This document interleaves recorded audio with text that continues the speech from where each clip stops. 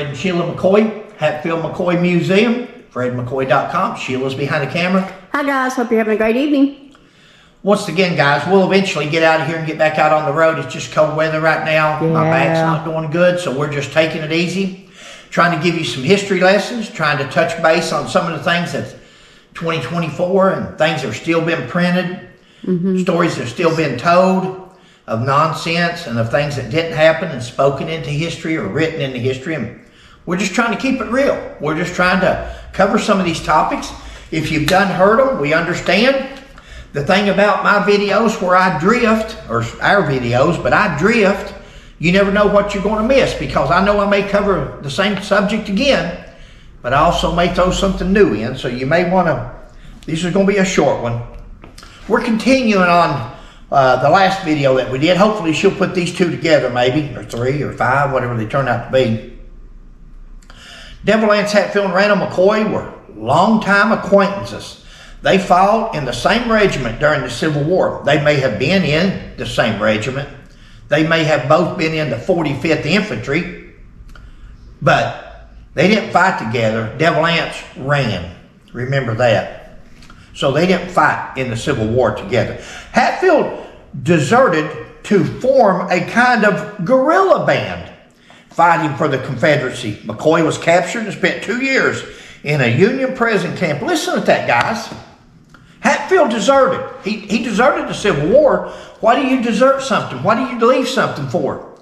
You don't want to do it no more. You don't want to fight no more.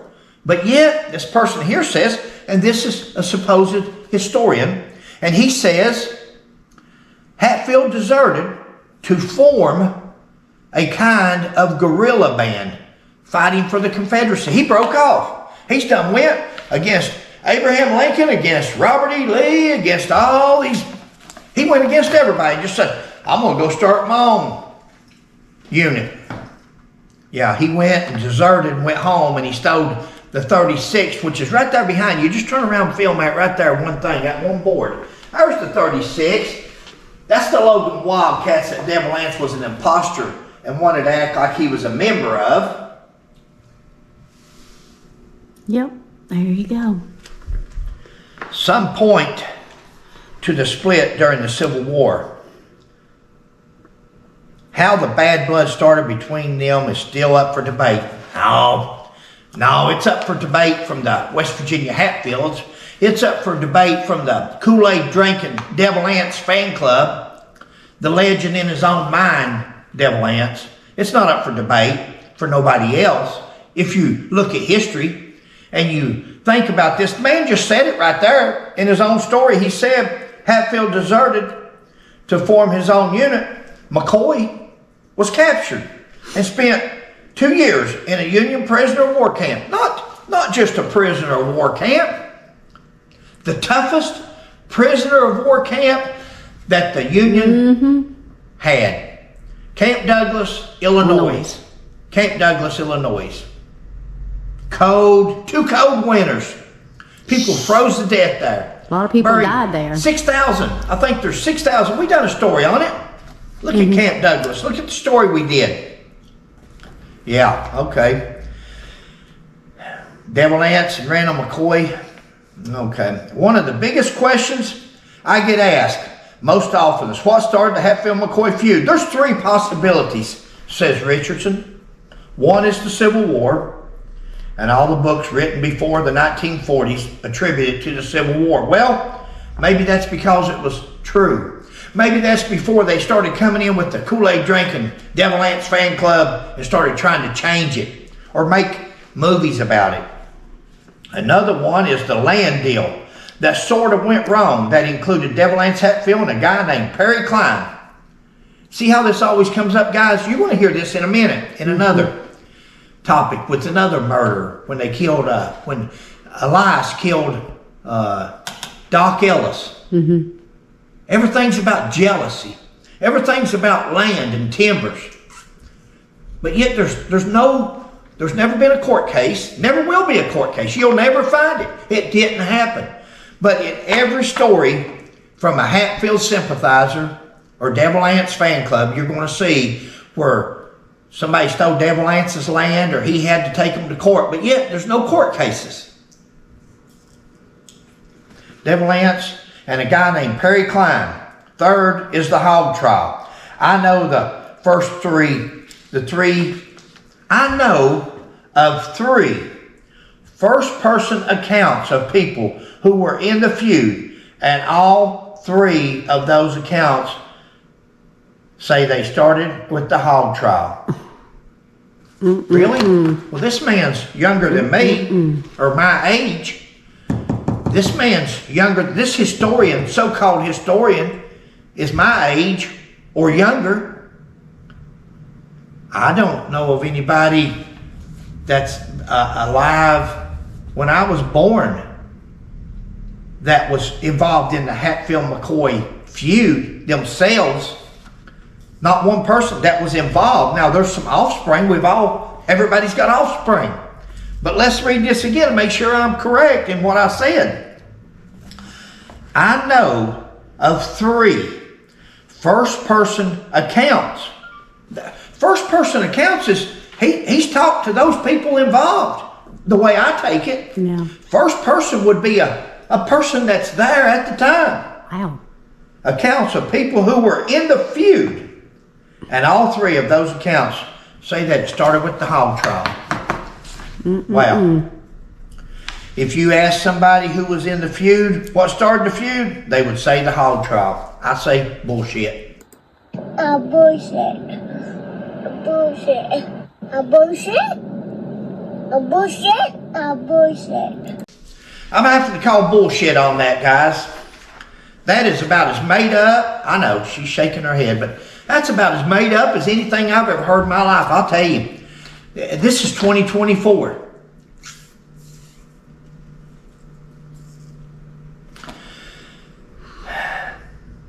He's of the belief that changing times, including post-war, this is somebody else writing this, in timber and coal industry, including the one involving Klein and Devil Anse, all contributed to the feud.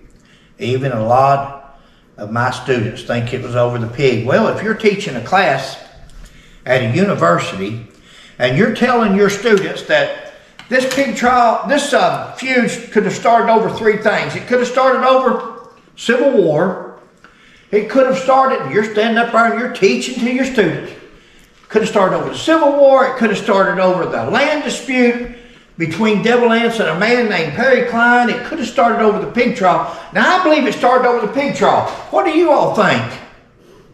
They're going to say, we think it started over the pig trial because that's what Because that's the funniest thing to me. That's nonsense. That's, no, I don't. Well, I think, Sheila, that people want to see what they can, I tell you, I think they want to see what they can make people believe. Or I think they sit at home at night and laugh at this and think, I had 500 people today in this civic center, and I told them it was the pig trial. And I know there's another guy that goes around and makes fun of Eastern Kentucky and Southern West Virginia and shows the old houses and the old.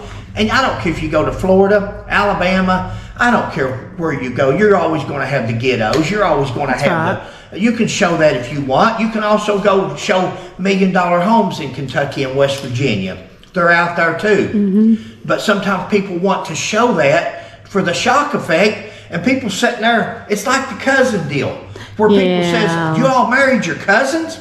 Well, it's illegal to do it now. It's still legal in their state. That's what people don't look at their own.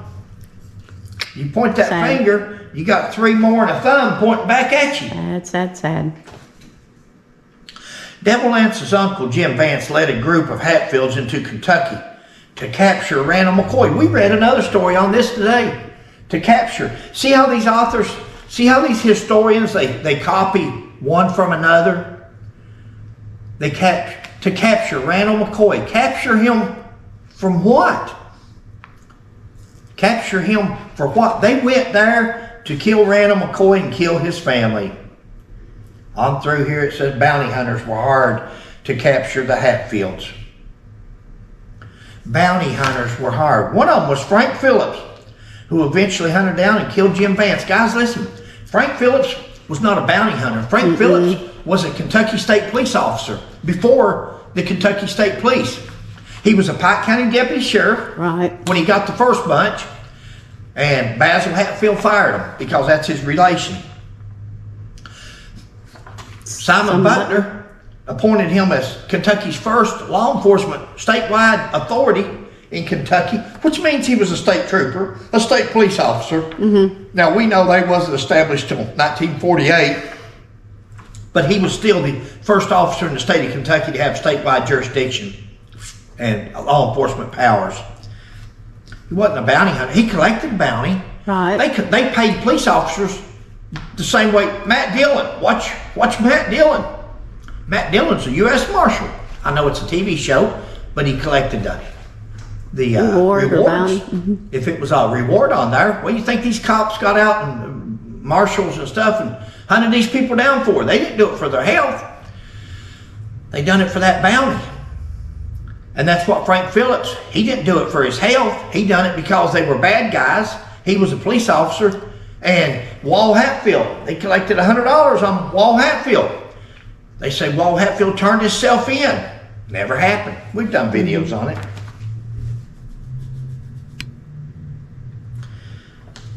Battle of Grapevine.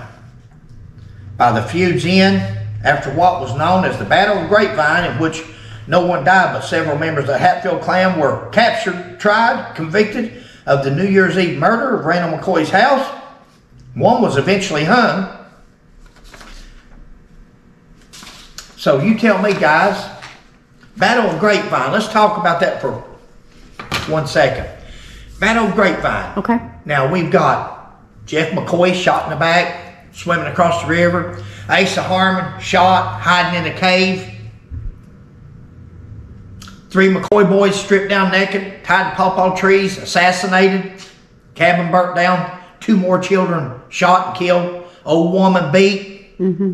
All these things that happened. I'm sure I'm leaving out some. Then we go to the Battle of Grapevine, January the 18th or 19th, just a few days after Frank Phillips had arrested Jim Vance, and Jim Vance resisted and shot it out with him. Cap ran. He killed Jim Vance. Just a few days later, they went back to Kentucky, reformed another posse, and they were going back. They burnt the cabin down. They'd killed 2 more. The Kentucky posses were pissed off. They were mad about what happened to some of their people in Kentucky. People that had never taken part in the feud, didn't want no part of it. Not when it was a squabble, or not when it didn't. But when they come over there and killed Alifair, a girl, and burnt the cabin down and beat the old woman, people got riled up. So they come back after they killed Jim Vance on January the 8th. They come back, got another posse, and they go back. Now, when they go back this time, they're crossing the river at Grapevine from Kentucky over into West Virginia, and lo and behold, what do they see? They see a bunch of Hatfields. And what happens? Nothing like you saw on the History Channel. Yeah. Nothing like Randall McCoy running into trees and all that. Drunk. That didn't happen. I'll tell you what happened. It wasn't dark, and it wasn't outnumbered. Devil Anse didn't have the numbers on the men. Had plenty of numbers. Had the same Hatfield gang that he's had since day one, since they deserted. The deserters were the Hatfield gang. That's the members. He didn't have 15 to 1, 15 to 2, 15 to 3. It was even odds. It was even odds, and they opened up and they started firing on each other. And guess what happened, people? Here's your history lesson.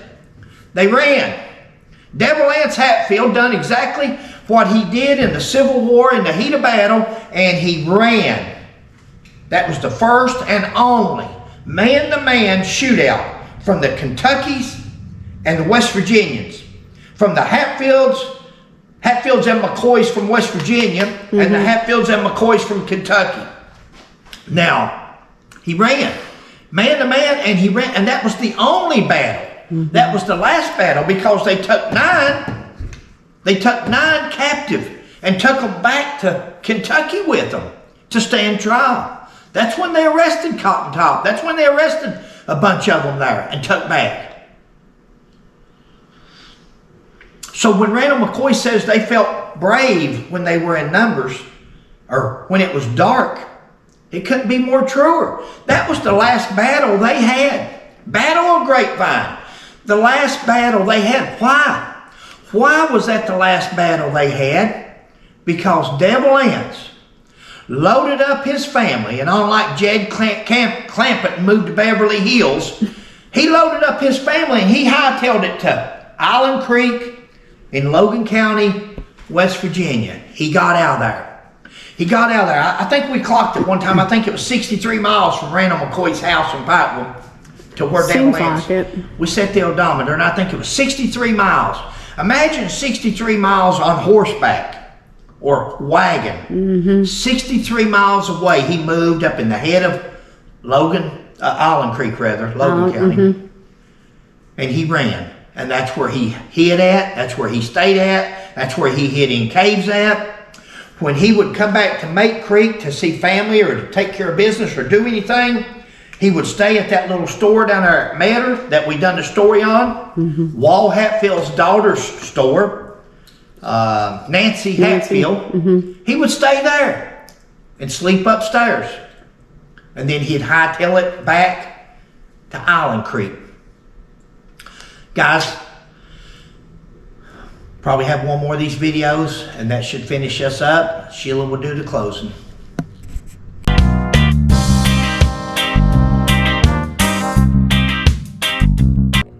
Hi guys, hope you're having a great evening. Please like, subscribe, and share, and we'll catch you on the next one. Bye.